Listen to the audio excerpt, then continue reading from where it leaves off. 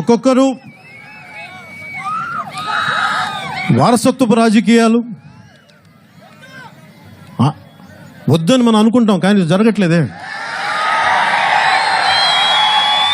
నాకు ఉంటుంది వారసత్వపు రాజకీయాలని వద్దని, కానీ నేను ఈ రోజున కొత్త నాయకులు ఎందుకు పట్టుకొస్తున్నానంటే వారసత్వపు రాజకీయాలు ఎంతో కొంత అడ్డుకట్ట వేయాలి. సంపూర్ణంగా మనం నిర్మూలించలేము, నాకు తెలుసు అది. కానీ ఎంతో కొంత కొత్త యువరక్తం రాకపోతే ఆడపడుచుల్లో కానీ కొత్త యువకుల్లో కానీ రాజకీయ మార్పు రాదు. ఈ రోజున పులివెందల నుంచి ఒక దివ్యాంగులు బాబు, ఒకసారి మిమ్మల్ని బెదిరించింది బాబు, ఎవరు అది? నిలబడన్నా.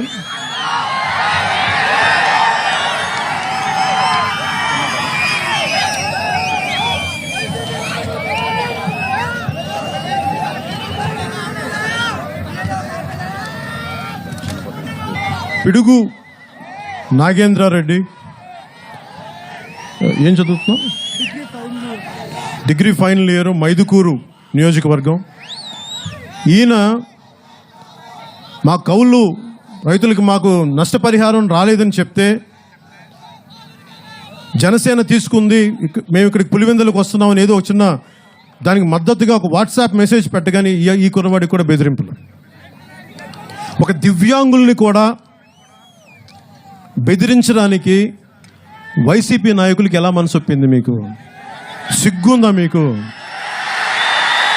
ఇదా మీరు చేసేది?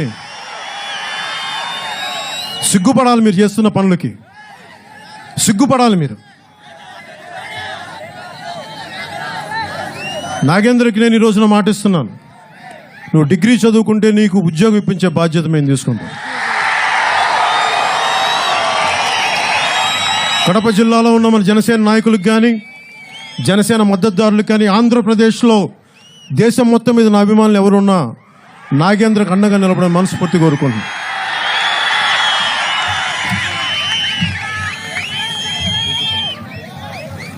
పేదరికానికి కులం లేదు.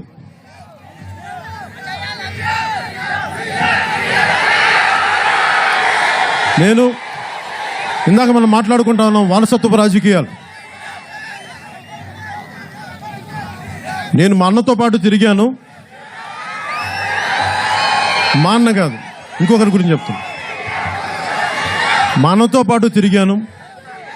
మా అన్న 4 గోడల మధ్య ఉన్నప్పుడు నేను తిరిగితే అలాంటి అన్న నన్ను పక్కన పెట్టేశారు ఈ రోజునని ఒక చెల్లి ఈ రోజున రోడ్ల మీద తిరుగుతూ ఉన్నారు.